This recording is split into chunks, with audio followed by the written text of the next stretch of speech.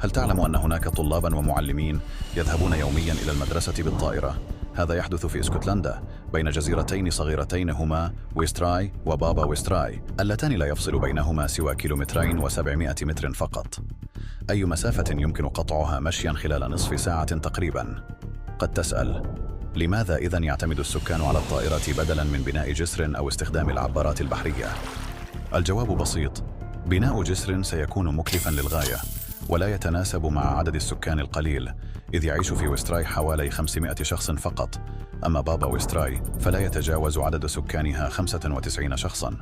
أما العبارات فهي بطيئة جدا مقارنة بحاجة السكان للتنقل السريع، خصوصا الطلاب والمعلمين الذين يرتبطون بمواعيد محددة للمدرسة، وكذلك الأطباء والمرضى الذين يحتاجون إلى سرعة الوصول. من هنا جاء الحل: الطائرة.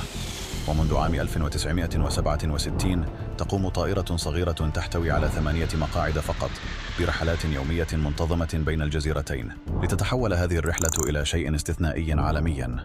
إنها أقصر رحلة جوية مجدولة في العالم، ومدتها لا تتجاوز 53 ثانية فقط.